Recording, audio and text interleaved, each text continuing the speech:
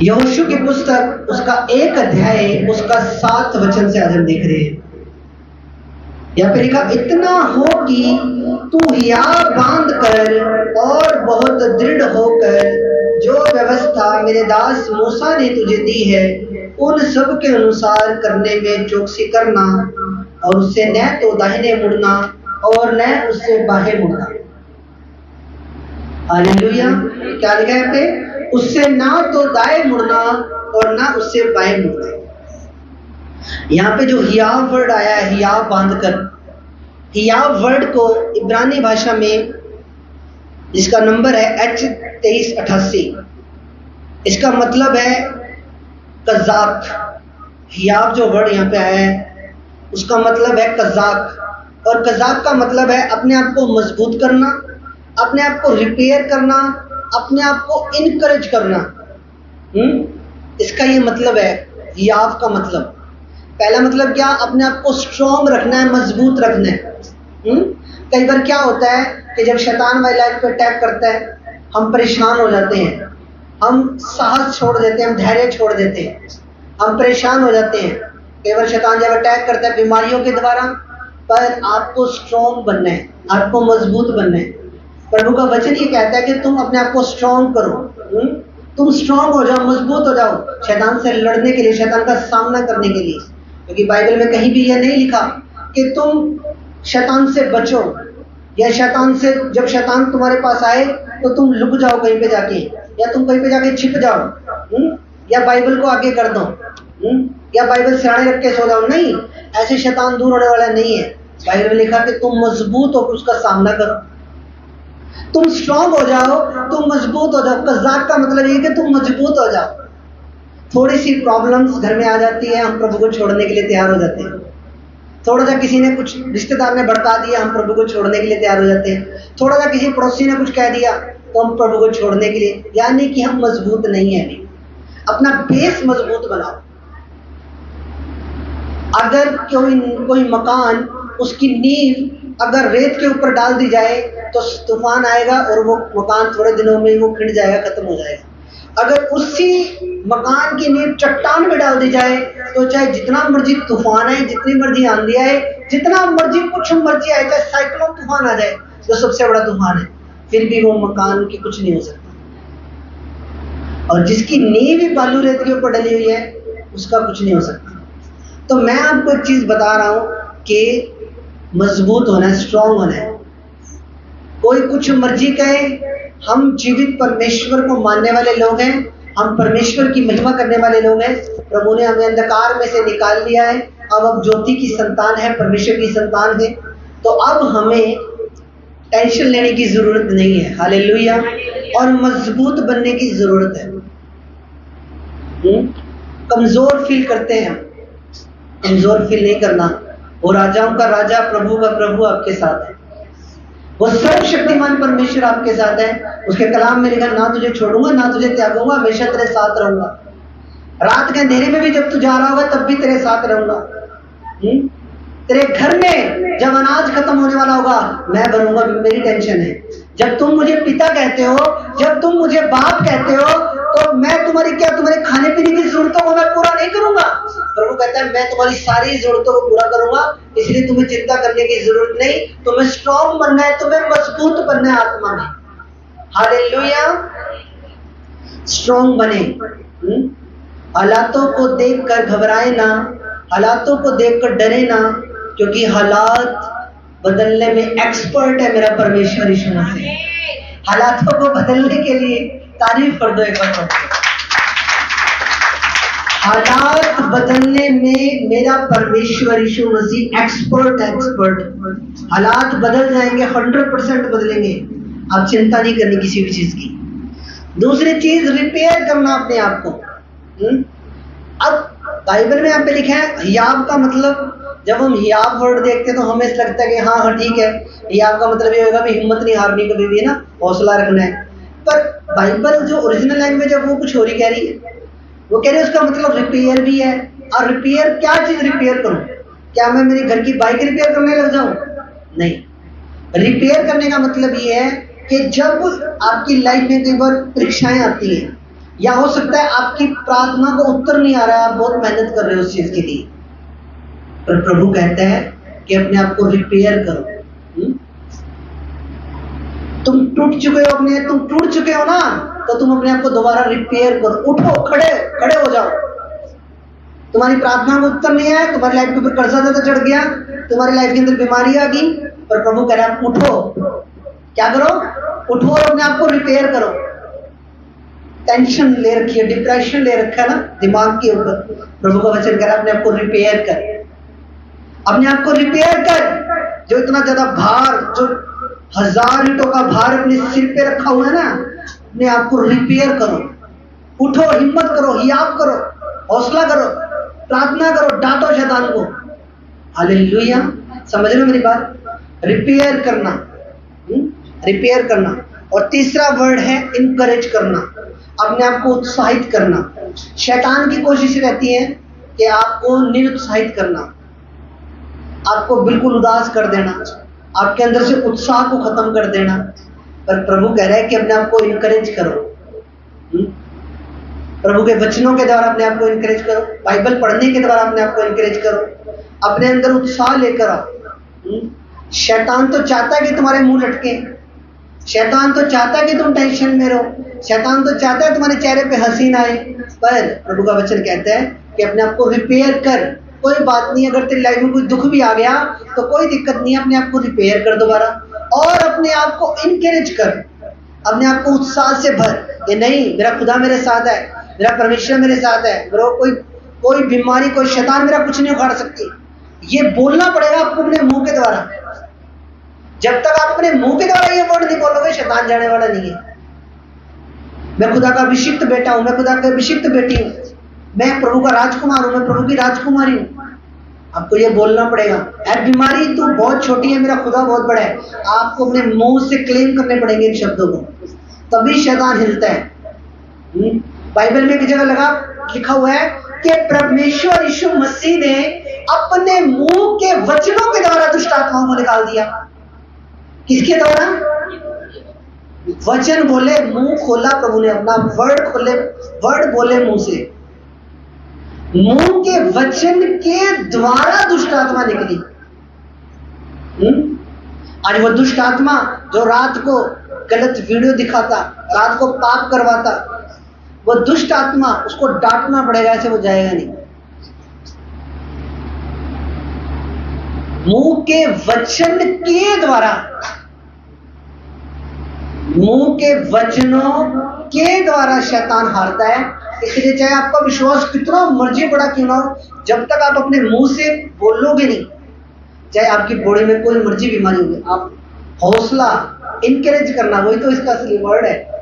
उत्साहित करना, रिपेयर करना। दुखों में है, बीमारियों में है हम, पर फिर दोबारा उठना, खड़ना, योद्धा बनना, अपने आप को रिपेयर करना, इनकरेज करना। ये आपका असली मतलब ये है। कजाक का मतलब है स्ट्रॉन्ग करना, अपने आप को मजबूत करना, रिपेयर करना। रिपेयर हम किस चीज को करते हैं? जो चीज खराब हो जाती है ना।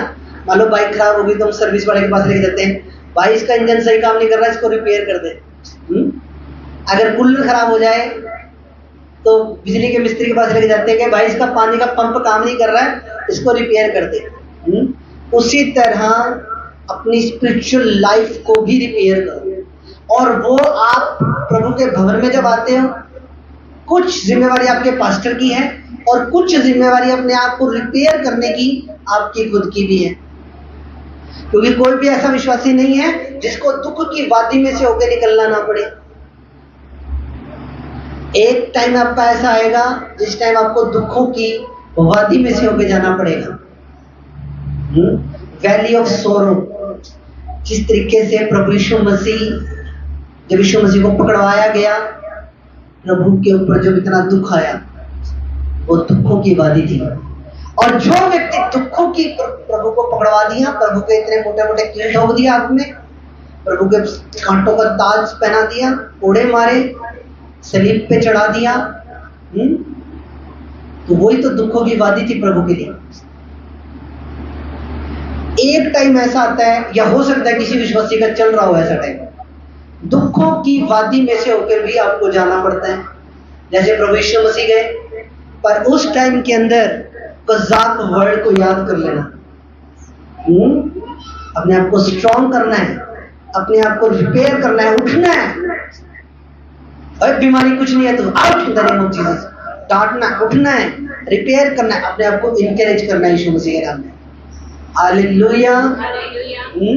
जब भी दुखों की वादी में जाओ तो इस वर्ड को याद कर लेना। यूट्यूब पे शाम को डल जाएगा, सुन लिया करना। जब भी आपको लगे कि मैं बहुत ज्यादा अकेलापन महसूस कर रहा हूँ, पता नहीं मेरा क्या बनेगा, तेरा तो ऐसा बढ़ेगा जैसा आज तक किसी का नहीं बना यीशु मसीह के नाम में। तारीफ करो प्रभु की।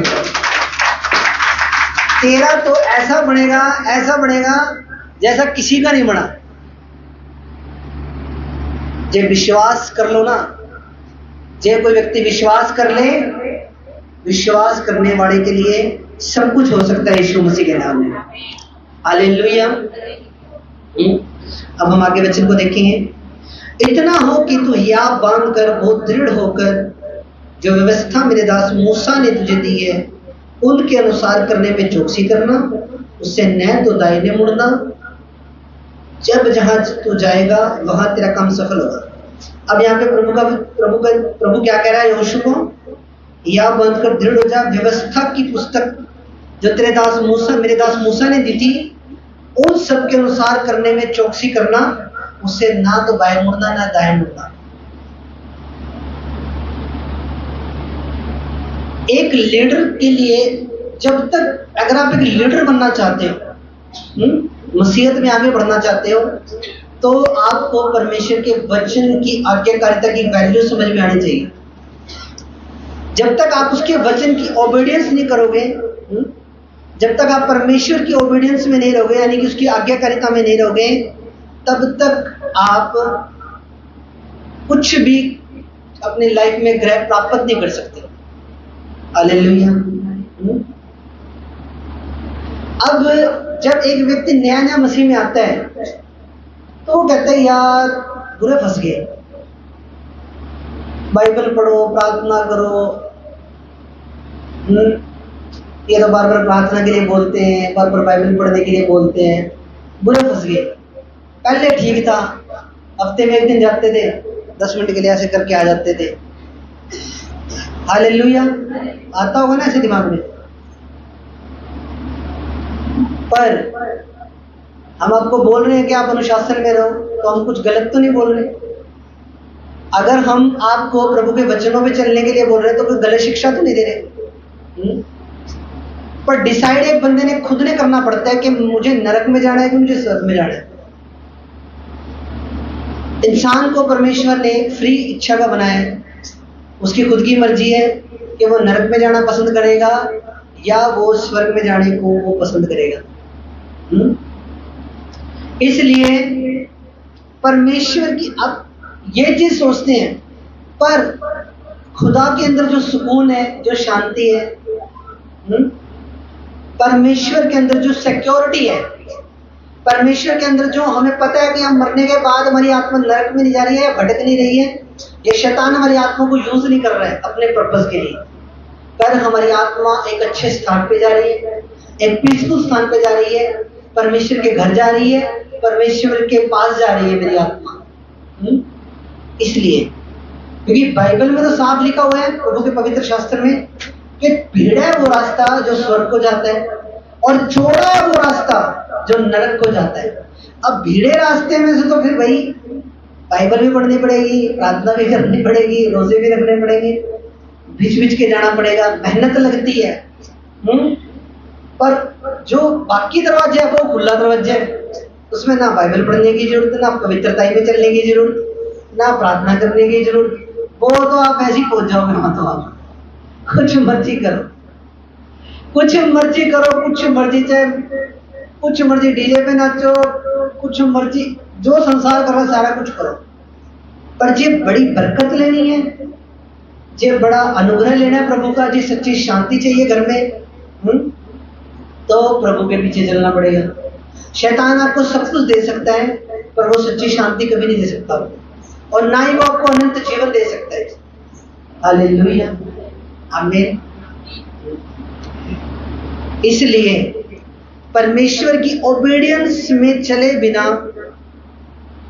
कोई भी व्यक्ति बढ़ नहीं सकता। परमेश्वर की आज्ञाकारिता में चले बिना कोई भी व्यक्ति बढ़ नहीं सकता। एक वचन हम देखेंगे, व्यवस्था विवरण की पुस्तक, उसका 8 अध्याय, व्यवस्था विवरण 8 उसका 1 निकालेंगे जल्दी। व्यवस्था विवरण उसका 8 उसका 1 वचन।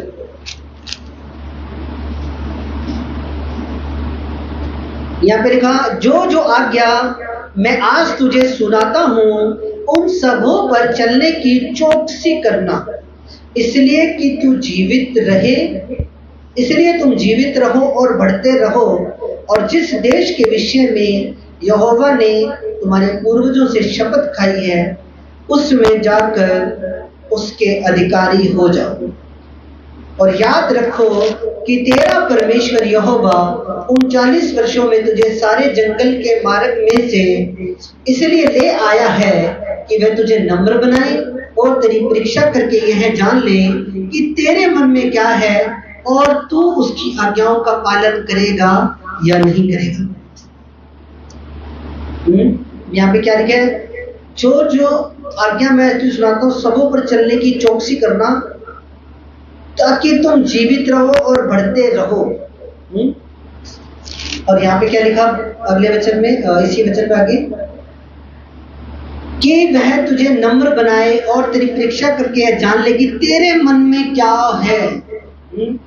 अब परमेश्वर क्या करता है, परमेश्वर बाइबल में भी लिखा हुआ है भजन संहिता में कि परमेश्वर की आंखें आपके मन के ऊपर लगी रहती, मन के ऊपर। परमेश्वर की आंखें आपके बाहरी रूप के ऊपर नहीं लगी हुई कि कोई गोरा है कि काला है कि कोई सांवला है क्या, नहीं। परमेश्वर की आंखें आपके मन में लगी रही कि सारा दिन आपके मन के अंदर क्या चलता है। प्रभु का वचन कह रहे हैं कि वह तुझे नम्र बनाए, वह तुझे नम्र बनाना चाहता है,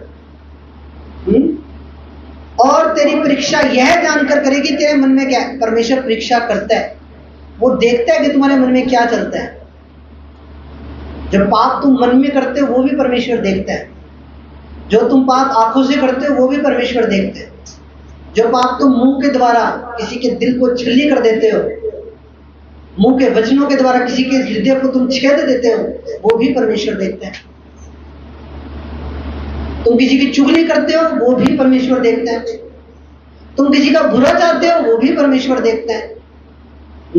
पर खुदा ये चाहता है कि तुम नम्र बनो,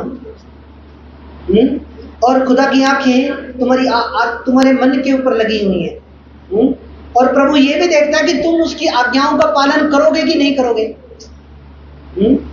संडे चर्च आना ये भी क्या है, प्रभु की एक आज्ञा है। हालेलुया। और भी बहुत सी आज्ञाएं हैं।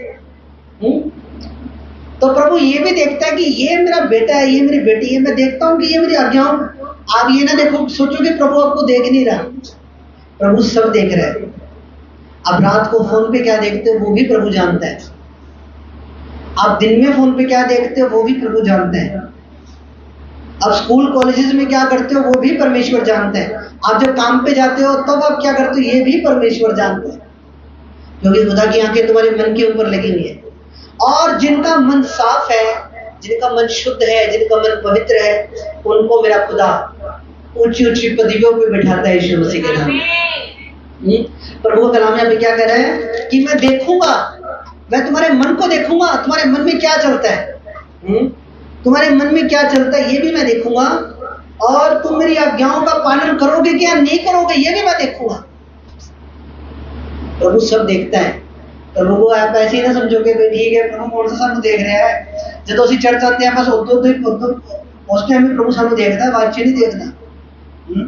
पूरा 6 दिन प्रभु आपको देखता है, 6 दिनों में 24 घंटे प्रभु आपको देखता है। कितना टाइम बाइबल पढ़ी, कितना टाइम प्रार्थना करें, सब कुछ परमेश्वर देखता है। हालेलुया। इसलिए प्रभु की आज्ञाओं पे चलना है, प्रभु की वचनों पे चलना है।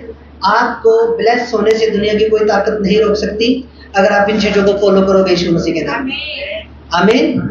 आमीन बड़ा ढीला सा है, सुनाई नहीं दिया मुझे।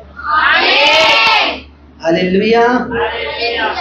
अब कईयों की नींद खुल गई होगी थोड़ी। हालेलुया। एक वचन हम और देखेंगे, दूसरा तिमुथियुस उसका 3 उसका 16 से 17। दूसरा तिमुथियुस निकालेंगे जल्दी।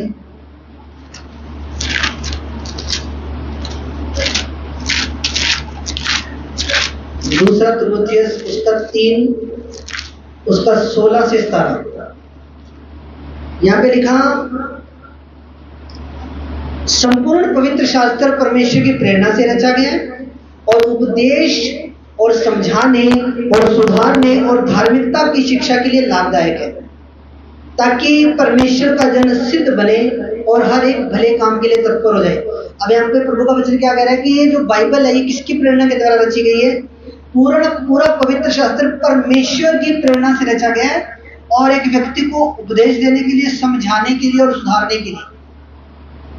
हालेलुया। कई बार क्या होता है, हम फैमिली में कुछ बातें बोल नहीं पाते। होता है ना, कई बार हम सोचते हैं कि इस बात को मैं कैसे बोलूं कि इसको बुरा ना लग जाए या इसको हर्ट ना हो जाए। तो प्रभु के वचन के अंदर से आप वचन निकाल के उसको पढ़ा सकते हैं, क्योंकि प्रभु का वचन कह रहा है ना कि तुम्हें समझाने के लिए, सुधारने के लिए, जो कोई व्यक्ति, कोई बच्चा गलत चल रहा है या कोई फैमिली गलत चल रही है या कोई परिवार गलत चल रहा है, समझाने, उपदेश देने और सुधारने के लिए क्या है? समझाने, सुधारने और धार्मिकता की शिक्षा के लिए लाभदायक है। तो कई बार क्या होता है, फैमिली में खुल के कई बातें बोल नहीं पाते। हम कई बार ये भी सोचते हैं यार कलेश ना हो जाए इस बात पे। तो क्या आप प्रभु के वचन का सहारा ले सकते हो, क्योंकि परमेश्वर का वचन समझाने, सुधारने और धार्मिकता की शिक्षा के लिए लाभदायक है। हालेलुया। एक वचन और देखेंगे, दूसरा तिमुथियुस में देखेंगे हम उसका 4 उसका 16 से 17। यहां पे लिखा, प्रभु मेरा सहायक रहा और मुझे सामर्थ्य दी, ताकि मेरे द्वारा पूरा प्रचार हो और सब अन्य जातियां सुन लें। मैं शेर के मुंह से छुड़ाया गया और प्रभु मुझे हर एक बुरे काम से छुड़ाएगा और अपने स्वर्गीय राज्य में सुरक्षित पहुंचाएगा। उसी की महिमा युगान युग तक होती रहे। प्रभु मेरा सहायक रहा। पौलुस कह रहा है कि जब मुझे सबने छोड़ दिया, जब मेरा कोई भी सहारा नहीं बना, उस टाइम प्रभु मेरा सहारा बन गया। तारीफ कर दो सोचो। देखो कितना सुंदर वचन है, मतलब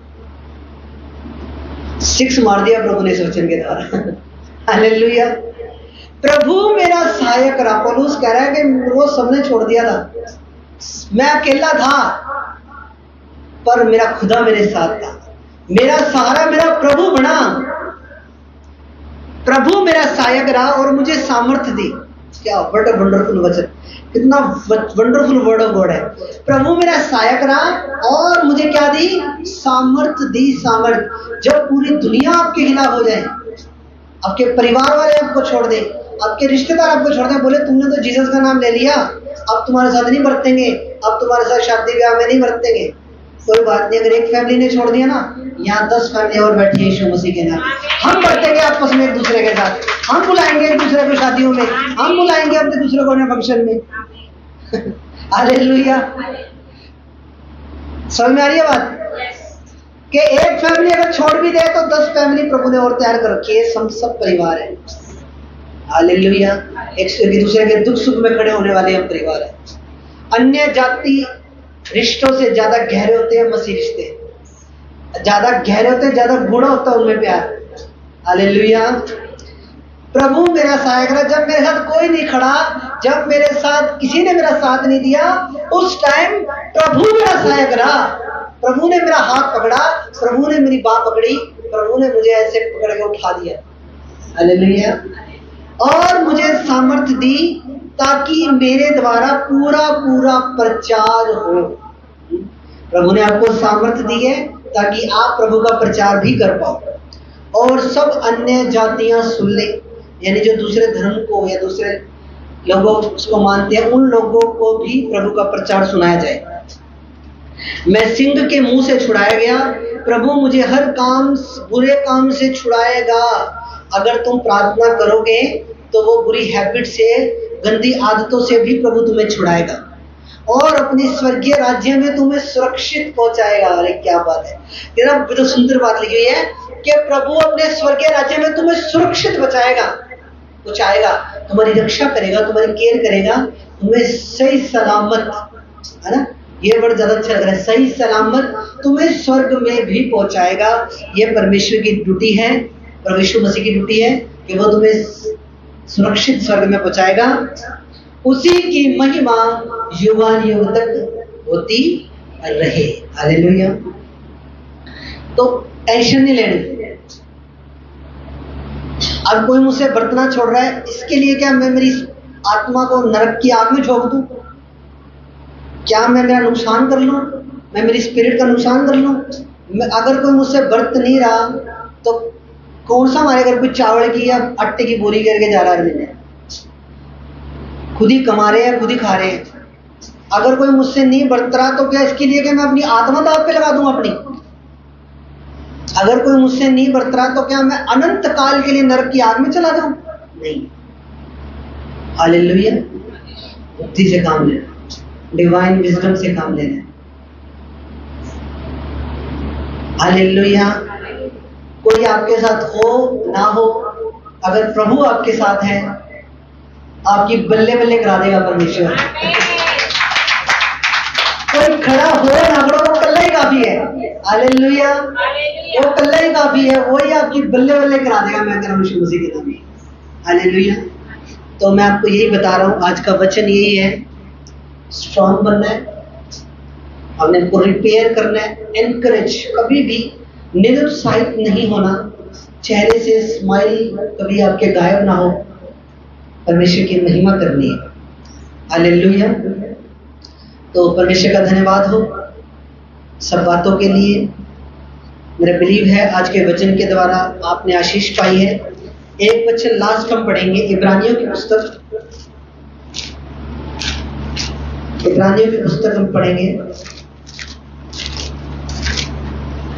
उसका 13 अध्याय, उसका 5 से 6।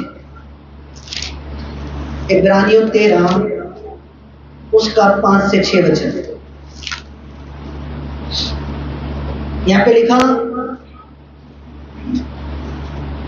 तुम्हारा स्वभाव लोभ रहित हो और जो तुम्हारे पास है उसी पर संतोष करो, क्योंकि उसने आप ही कहा है कि मैं तुझे कभी ना छोड़ूंगा, ना मैं तुझे कभी त्यागूंगा। देखो यहां पे भी सेम वर्ड लिखा हुआ है, तुम्हारा स्वभाव लोभ रहित हो। तुम्हारे स्वभाव के अंदर लालच नहीं होना चाहिए। जब आपकी सैलरी मिले सबसे पहले खुदा का निकालो, लालच मत करो। आप चाहे कोई भी काम करते हो पहले प्रभु का निकाल के अलग रखो। तुम्हारा स्वभाव लोभ रहित हो, तुम्हारे स्वभाव के अंदर लालच ना हो। किसी की वस्तु का लालच नहीं करना, किसी के घर का लालच नहीं करना। प्रभु का धन्यवाद करो, हर चीज के लिए संतोष, सेटिस्फैक्शन होनी चाहिए हमारे अंदर। तुम्हारा स्वभाव लोभ रहित हो, यानी कि लालच नहीं होना चाहिए तुम्हारे स्वभाव के अंदर। जो तुम्हारे पास है उसी पर संतोष करो।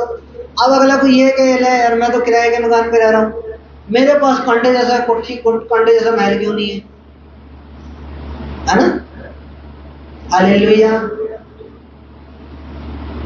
तो हमारे अंदर संतोष होना चाहिए जहां प्रभु ने रख रखा है, जिन भी हालातों में रख रखा है। प्रभु का धन्यवाद करो, धन्यवाद करके रोटी खाओ, धन्यवाद करके खाना खाओ, हफ्ते में 2 बार पनीर बनाओ, तारीफ करो, हफ्ते में 1 बार चिकन बनाओ। हालेलुया। 2 बार पनीर बनाओ, हफ्ते में 1 बार चिकन खाओ, चाहे कहीं मर्जी हो। हालेलुया। संतोष होना चाहिए, सेटिस्फैक्शन होनी चाहिए, संतुष्टि होनी चाहिए। हालेलुया। आप सुपरस्टार हो जीसस के नेम में, प्रभु के नाम में तुम सुपरस्टार हो। हालेलुया। तो यहाँ पे क्या लिखा, तुम्हारा स्वभाव लोभ रहित हो, तुम्हारे पास जो है उसी में संतोष करो। पर संतोष करने से मतलब ये नहीं कि प्रभु से मांगे ना कुछ ना है। कई बार क्या होता है, बाप दादा भी किराए पे था, बाप भी किराए पे, बेटा भी किराए पे, ये कर्ज है, श्राप है ये। दादा भी दारू पी के मरा, बाप भी दारू पी के मर गया, बेटा भी नशों में चला गया, दारू पी रहे, लीवर फेल करा लिया। ये क्या है? ये एक श्राप है। संतोष में तो मैं रह रहा हूँ, सेटिस्फैक्शन मुझे है जहां भी प्रभु ने मुझे रख रखा है, पर मैं प्रभु से ये प्रार्थना करनी कभी भी बंद ना करूं कि प्रभु तू मुझे एक प्लॉट भी दे, प्रभु तू मेरा घर बना। ये एक आपका व्यक्तिगत प्रार्थना का विषय है, इसको आप करते रहिए, पर हमारे अंदर संतोष यानी कि हमारे अंदर सेटिस्फैक्शन होनी चाहिए। हालेलुया। तुम्हारा स्वभाव लोभ रहित हो, तुम्हारे पास है जो उसी पर संतोष करो, क्योंकि उसने आप ही कहा है कि मैं ना तुझे कभी छोड़ूंगा और ना ही मैं तुझे कभी त्यागूंगा। प्रभु के कलाम में देखो कितनी सुंदर बात लिखी है कि ना ही तुझे कभी छोड़ूंगा, ना ही मैं तुझे कभी त्यागूंगा। प्रभु हमारे साथ है। आमीन, हालेलुया। तो मेरा बिलीव है आज के वचन के द्वारा आप ब्लेस हुए, आशीषित हुए, और ये आपके पूरे हफ्ते का खाना है। ये वचन जो है इसको लगातार 6 दिन सुनना आपने, ठीक है? 6 दिन लगातार आपने सुनना इस वचन को। प्रभु आपको ब्लेस करेगा यीशु मसीह के नाम में। आमीन। तो हम प्रार्थना करते हैं। मेरे महान और सामर्थी परमेश्वर, पवित्र पिता, जलाली परमेश्वर, प्रभु मैं प्रार्थना करता हूँ जो कलाम, जो वचन तेरे बेटे बेटे ने सुने हैं, इनके जीवन में सुगना फलों को लेकर आए। प्रभु ये केवल वचन को सुनने वाले नहीं, पर वचन पर चलने वाले बन जाए। प्रभु हर दुष्ट आत्मा के जीवन को छोड़ के चला जाए। प्रभु तेरी कृपा इनके जीवन पे है, प्रभु यीशु मसीह के सामर्थ्य। आमीन, आमीन।